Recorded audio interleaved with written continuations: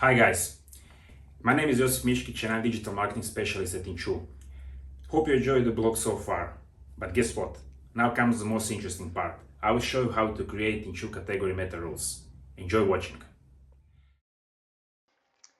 In this short tutorial, I'm going to show you how easy it is to create category meta rules with our extension, Inchoo SEO Manager. I'm going to demonstrate this on our Hootify demo store, LNR, as you can see here.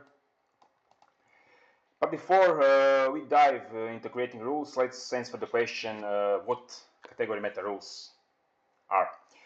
So, category meta rules are logic-based rules that automatically generate indexable optimized pages for specific combinations of product categories and attributes.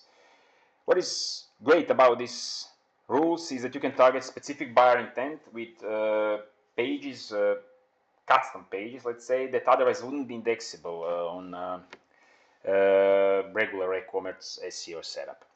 Okay, let's create a rule now. We go to Magento. First, we go to Stores Configuration. Then we go to Catalog. We scroll down to Inchoo SEO Manager tab. You see here, and for now we need this field, excluded attributes. In this field, we choose the attributes for which you want to create the rule. All other attributes will be excluded from the rule creation, and in this example, you see that only color and material actually are enabled. Okay, let's go to marketing now. You see Inchoo SEO Manager label, category meta rules, and add new meta rule. First, we need to enable the rule, then choose store view. Let's do it for English. Category, let's do it for woman clothing. Can be a fallback. This is a very important button if you want the rule to serve as a fallback for child categories. So basically, this feature enables child categories to inherit rule settings from a parent category. We'll set this to yes. Attributes. Let's choose the attribute. As I showed you earlier, only attributes that I can choose in this example are color and material. Let's do it for color. Allow additional attributes. This should be always set to yes, because you want the rule to be matched with any attributes that is used in layer navigation on the front end, whether it's excluded or included. At the sitemap, of course, this should be set to yes, because we are creating indexable combinations. Now we come to the metadata section. We see here meta title, meta description, H1, and this is category description. Let's optimize these elements. We'll do it by inserting dynamic variables like this.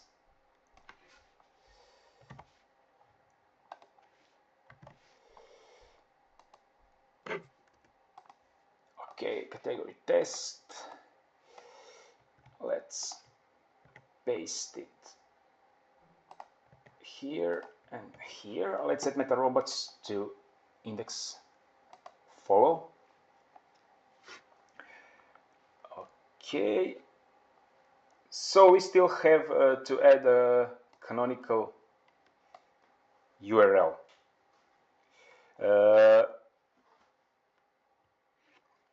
For this specific case, there is one trick, because in this case we selected only attribute without option.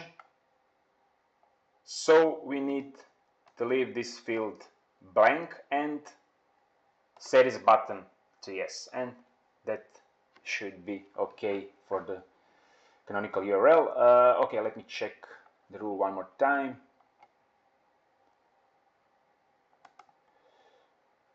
Yeah, everything seems fine. Okay, let's save. Let's clear the cache and let's check our demo store. Okay, we created a rule for woman clothing. and color attribute. We can pick any color we want because we didn't specify the option. We selected only the attribute. Let's do it for blue. Yeah, great. We see here clothing test, name the category test. Let's scroll down. Yeah, we have here category description, clothing test. That's great. And let's check metadata and canonical URL. Okay, meta title, clothing test. Great. Meta description, clothing test. Meta robots, index follow. That's what we wanted. And canonical, self-referential, you see, color blue. Okay, that's great. Let me check one more thing. Let's choose some other attribute on a storefront. Let's do size. And you see, the rule is still active. Clothing test. Okay, let's check again.